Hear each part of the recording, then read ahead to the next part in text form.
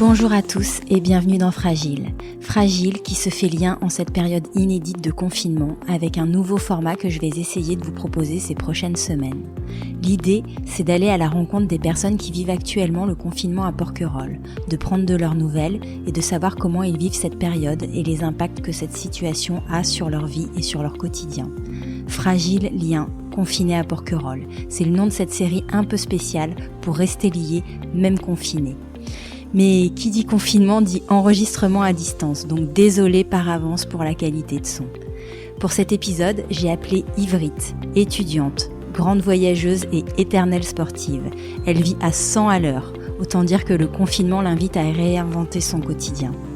Pour commencer, je lui ai demandé comment elle se sentait globalement en cette période de confinement. Écoute, je me sens plutôt bien, plutôt heureuse. Je pense que tu m'apprends aujourd'hui qu'on était au 14e jour de confinement. Je le savais pas jusque-là. Ouais, je me sens bien. On va dire dans l'ambiance paisible que vit Porquerolles en ce moment. Concrètement, tu le vis comment ce confinement ? Tu partages ton toit avec ta famille ? Alors, avant on avait une maison tous ensemble à Porquerolles avec ma maman, mon beau-père et mon petit frère.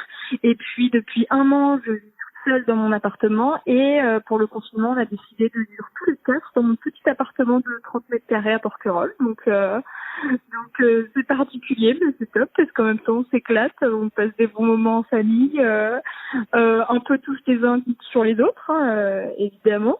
Mais après, je t'avoue que finalement, ça change pas grand-chose. Enfin, c'est comme si on vivait dans un bateau ou un camping-car à quatre, quoi. Enfin, on l'a déjà fait, on s'entend bien, on a des bons rapports, donc c'est plutôt chouette. On prend du temps un peu pour nous quatre parce que ça faisait bien longtemps qu'on n'avait pas vécu ensemble à quatre, quoi. Voilà. Ça vous perturbe pas ? Au contraire, c'est même trop sympa en fait. Ensemble, avant mes 18 ans, on s'était plus ou moins tous quittés. Ça faisait quelques temps avec le boulot de ma maman, le boulot de mon beau-père, mes objectifs à moi, le fait que mon frère grandisse aussi. Ça faisait quelques temps qu'on n'avait pas une vie à quatre, donc c'est sympa de la retrouver. Et puis de passer du temps ensemble, à discuter, à échanger. Ouais, donc plutôt un moment plaisant de retrouvailles en famille. Bon, ça fait 15 jours, hein. Peut-être que si tu te rappelles dans un mois, on en reparlera. Je pense que ça restera comme ça, parce qu'on a vraiment des bons rapports. En tout cas, j'espère, mais il n'y a aucune raison que ça change, quoi. Vous avez mis en place une petite organisation ensemble, je sais pas, peut-être pour les courses, parce que là, il s'agit de contribuer tous ensemble à la vie de famille. Est-ce que vous avez mis en place une petite routine ou non ? Alors c'est génial parce que depuis le début du confinement, je crois que ma mère nous refait à manger quasiment tous les soirs, donc ça faisait longtemps aussi qu'elle m'avait pas fait à manger. Ça c'est bien. Ça c'est quand même super agréable. Non, on a chacun un peu notre petit rythme.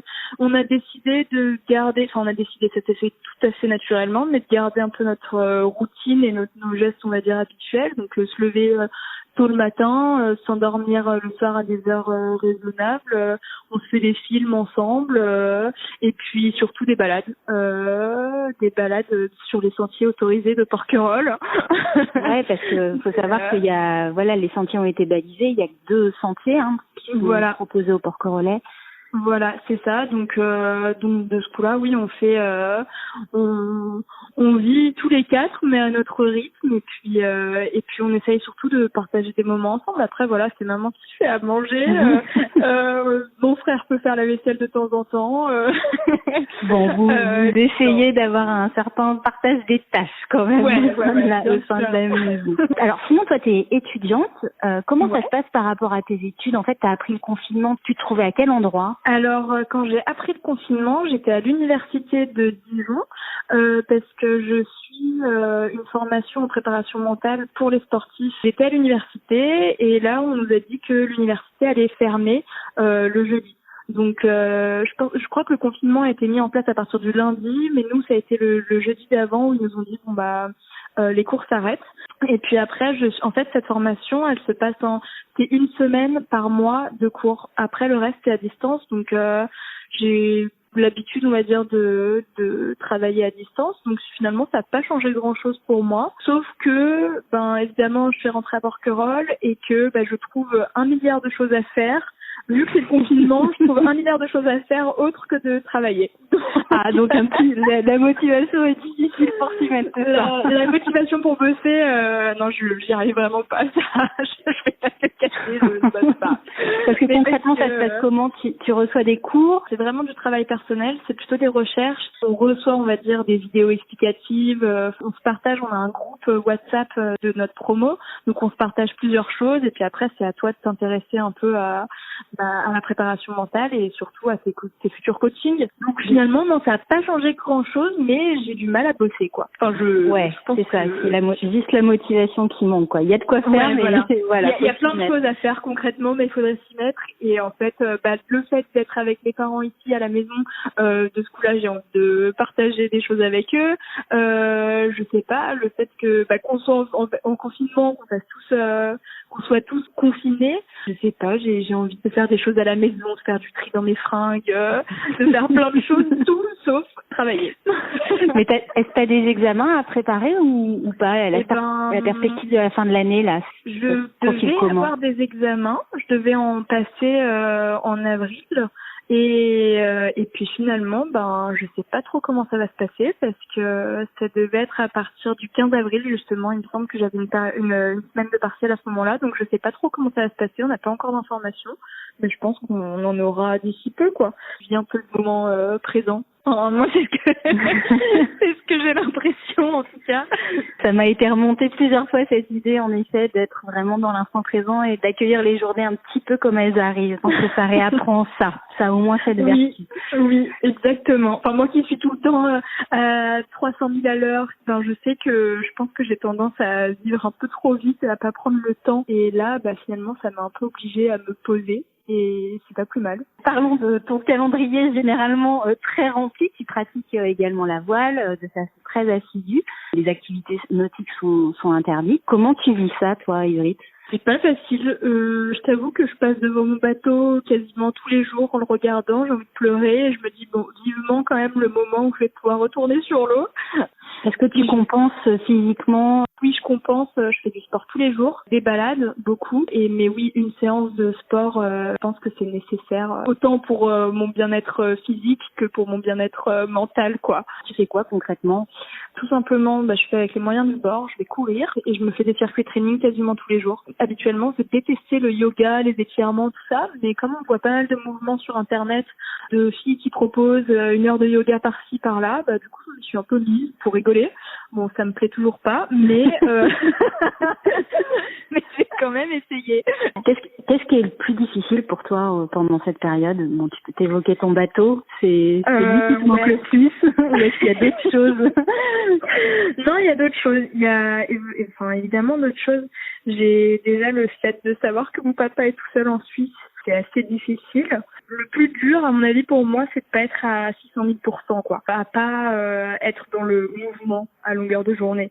Tu redécouvres l'instant présent et il y a peut-être quand même une petite angoisse, quoi. Dans tous les cas, ça fait partie de moi. J'ai quand même la bougeotte et j'ai besoin de ça. Je pense que ça me manque. T'évoquais ton papa qui se trouve en Suisse. Quels moyens, en fait, tu trouves pour garder le lien avec tes proches qui sont loin? Est-ce que tu utilises tous les outils technologiques à ta disposition? Comment tu gères ça? Alors, oui, alors mon papa, je l'ai quasiment tous les jours au téléphone, même 2 fois par jour au téléphone, donc c'est cool parce que finalement, je pense que avant, je l'ai vachement plus souvent au téléphone, mais parce que je me dis, j'aime savoir ce qu'il fait, on est dans la même situation. Voilà, l'autre jour, c'était rigolo, je lui ai proposé qu'on puisse, parce que lui, il adore faire à manger. C'est un bon cuisinier, il me fait d'habitude des super mousses au chocolat quand je prends le temps d'aller le voir en Suisse. Et donc, je lui ai dit, viens papa, j'achète tous les ingrédients ici pour faire une mousse au chocolat. Toi, tu les achètes aussi de ton côté et on fait une mousse au chocolat ensemble. Et puis on fait un concours, c'est celui qui l'a fini en premier, quoi.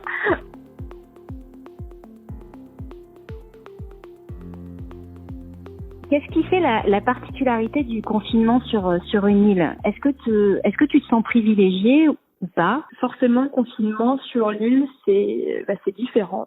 Je pense que on a beaucoup de chance de voir l'île calme, belle et sans une énorme masse de touristes. Je pense qu'on la voit pas souvent comme ça. Moi, je pense beaucoup à ma sœur qui, elle, pour le coup, elle est à Paris avec 2 enfants en bas âge, qui est dans un appartement. Je me dis, bon, c'est sûr qu'on vit pas du tout le même confinement, quoi. Voilà. Après, ce qui est très particulier, c'est que toutes les personnes qui ont un lien avec Porquerolles sont finalement présentes sur l'île.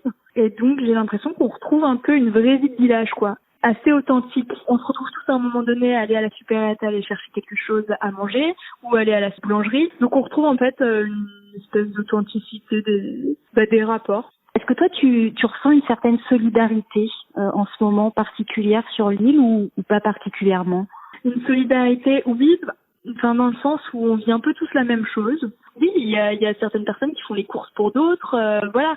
Après, évidemment, quand il y a quelqu'un qui va sur le continent, il y a toujours quelqu'un qui dit est-ce que toi tu as besoin de quelque chose, mais ça reste c'était déjà le cas avant. C'était déjà le cas avant. Enfin, en tout cas, c'est ce que j'ai l'impression. J'ai l'impression que ça change pas grand-chose. Je trouve que le plus intéressant, c'est qu'on prend plus de temps pour discuter avec l'autre. J'imagine c'est quand vous êtes à la supérette que vous attendez peut-être. Comment ça se passe à la supérette? C'est échelonné aussi, les gens rentrent un par un, 2 par 2. Ouais. Alors, on met en place le 4 par 4. Comme il y a des horaires quand même qui sont restreints, on y est tous plus ou moins au même moment. C'est à ce moment-là que tu croises les gens et que tu as l'occasion de discuter. Est-ce que la situation t'amène à réfléchir plus globalement à ce que ça va pouvoir changer dans ta vie après, ou est-ce que c'est encore un peu tôt et là tu es vraiment encore dans l'organisation de tes semaines? C'est sûr que je réfléchis à beaucoup de choses. Que là, tu peux voir la mer sans aucun bateau, le ciel sans aucun avion, le port sans aucune voiture, sans pollution sonore. Oui, évidemment que ça t'amène à réfléchir sur plein de choses et sur nos modes de vie, sur nos perceptions du monde. On revient tout de suite à la base de la vie et à l'essentiel, quoi. Quelle est la première chose que tu as envie de faire après le confinement? Est-ce qu'il y a vraiment un truc où tu te dis, dès que ce sera derrière nous, Alors j'y pense depuis pas très longtemps, parce que autant au début du confinement je me disais ouais trop bien, je suis toute seule, ça va être trop cool, mais là depuis que je cours avec de la bonne musique dans les oreilles, je me disais tout envie en fait, c'est de faire une énorme soirée avec mes copines, mais juste mes copines, et de danser toute la nuit. Parce que je suis trop grave. Je suis assez fêtarde quand même, et je sais que j'ai envie de ça, de passer un super moment hyper vrai avec mes copines, parce que je sais qu'on s'éclate quand on danse, mais avec juste un petit son à la con, mais on s'éclate tout le temps à danser. Donc voilà, j'ai vraiment envie de ça, et évidemment après de naviguer, de retourner sur l'eau. Bon, écoute, c'est un super chouette programme en perspective. Ça vaut le coup de rester confiné chez soi, d'aller faire les petites activités sportives qu'il faut pour tenir. Et pour terminer, Ivry, je voulais juste te demander si tu avais un message à faire passer aux gens que tu aimes et qui sont peut-être un peu loin, ou un message aux Porquerolais. Enfin, voilà, est-ce que tu as un petit message à faire passer là à des gens de ton entourage? Oui. Forcément, aux Porquerolais, toutes les personnes qui font vivre Porquerolles et qui aiment cette île, oui. Je pense que je leur apprends rien, mais je leur dis juste que l'île est magnifique, elle est incroyable.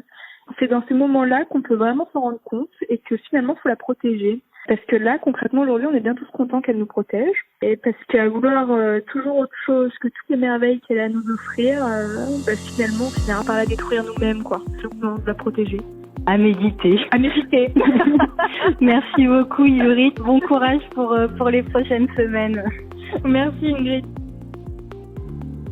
Si comme Ivry, vous êtes confiné à Porquerolles et que vous souhaitez témoigner de votre expérience ou avoir plus de renseignements, envoyez-moi un message sur fragileporquerolles@gmail.com en me laissant votre prénom, vos mails et téléphone. Si ce n'est pas déjà fait, pensez à vous abonner au podcast sur Apple Podcast, Google Podcast, Deezer ou Spotify. C'est simple, gratuit et surtout très pratique car ça vous permet d'être informé quand un nouvel épisode sort.